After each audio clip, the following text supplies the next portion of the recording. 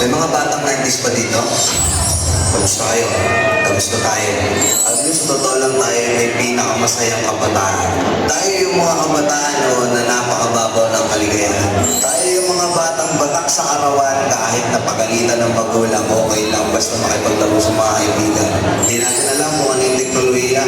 Hindi natin alam kung ano yung cellphone. Hindi natin ilulas ko o melon. Kontento lang tayo sa mga laruan natin at sa kung ano yung meron. Tayo yung mga batang napakasimple lang ng kaligayahan.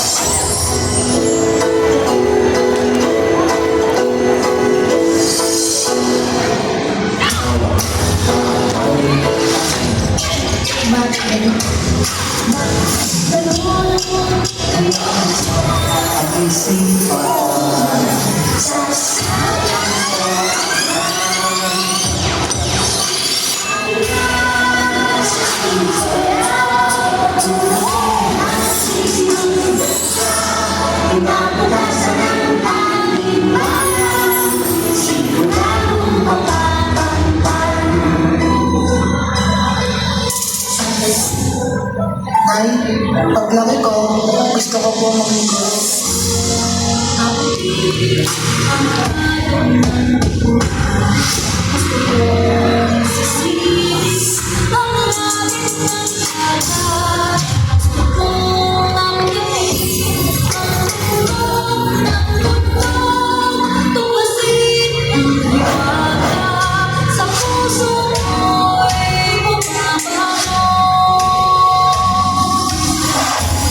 Nay, malapit na ako sa pangarap ko. Nay, gusto na ko maghanap ng guro.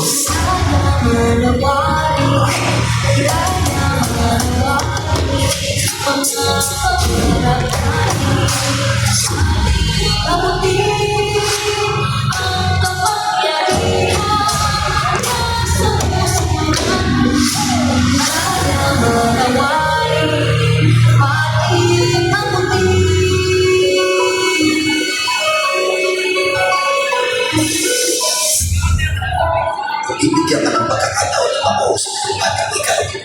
Ano sasabihin mo sa kanya? Ano na ikwento mo sa kanya?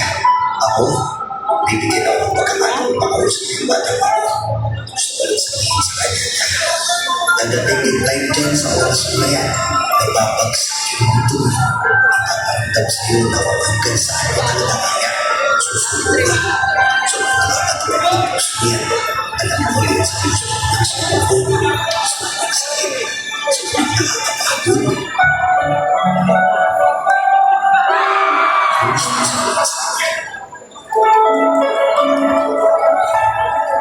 Araw-araw sinusunod ka ng mundo. Siguro kaya nung bata tayo, pinapatulog tayo sa habang kasi kapag tumanda ka na, mamalagos ka ng tulog at pahinga.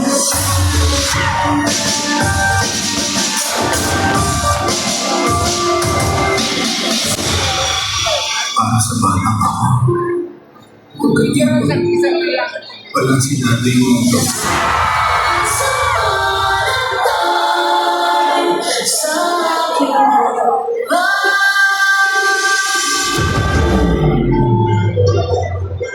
Nay, kahit wala ka na, lagi kang nagsipuso. Ako naman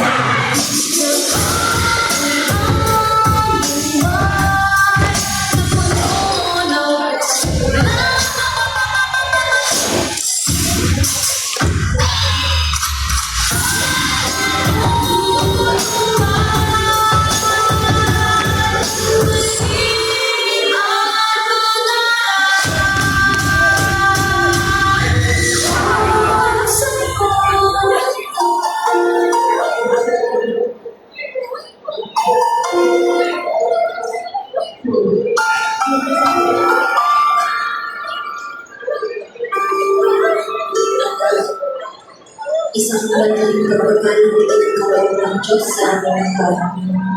Sana'y maalala mo ito ang mabuti ko sa iyo. Hindi sa lahat ng panahon ay kasama mo kami ng papa mo. Darating ang panahon at kaming dalawa ay tatanda at makaligtas sa ating Panginoon. Tandaan mo anak na ikaw ang pinakamagandang nangyari sa aking buhay. Mahal na mahal kita, hindi ang magbabago kahit kailan. Nagmamahal, Mama.